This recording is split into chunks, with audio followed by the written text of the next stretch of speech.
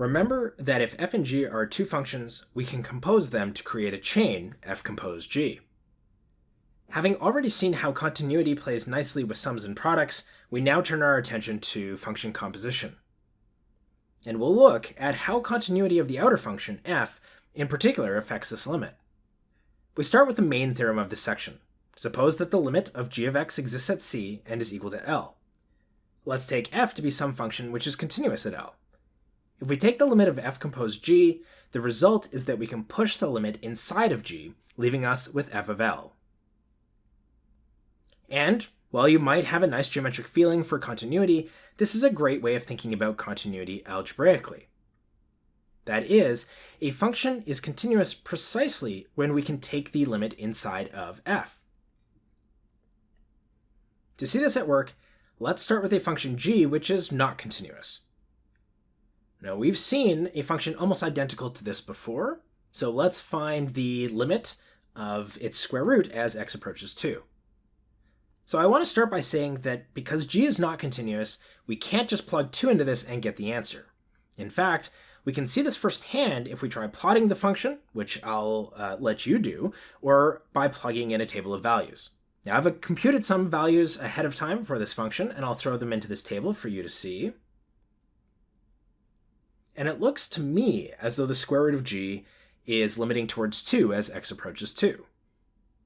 So to apply the theorem above, let's work out the limit of g. Now, we've done this sort of thing a bunch now, so I'll just go through it very, very quickly, giving us 4. And setting f of x to be the square root of x, we see that f is continuous at the limit of g, so yes, our theorem applies. In turn, applying that theorem, we can push the limit inside of the function f, that is, inside of the square root. And after we've done that, we can just plug everything in, and gives us 2. Now that covers what happens when the outer function is continuous, and the inner function is not, even though the limit existed. Next, let's take a look at what happens when both functions are continuous. That leads us to the following corollary.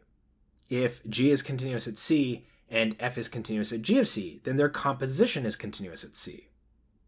Now the reason why this works is a direct application of our main theorem above.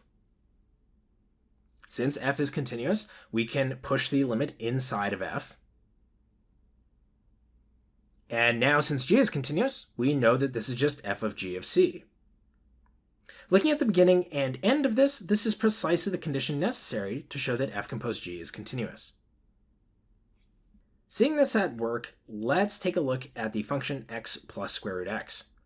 Let's find the limit of its threefold composition when x equals 4. Now, if you really want to, you can write out this whole thing, but it's really quite gross. And instead, what we're going to do is we're going to use the corollary above to help us. Now, f is continuous on all positive numbers, and this is because the square root function itself is continuous there. Moreover, since f of 4 is a positive number, we know that f composed with f is continuous when x is equal to 4. Thus, we can evaluate the limit simply by substituting x equals 4 into the limit, giving us 6 root 6. Now, that only takes care of two compositions, but since 6 root 6 is itself positive, then the threefold composition is itself continuous at x equals 4. And we can work out the final limit by plugging x equals 4 and resulting in this monstrosity at the end.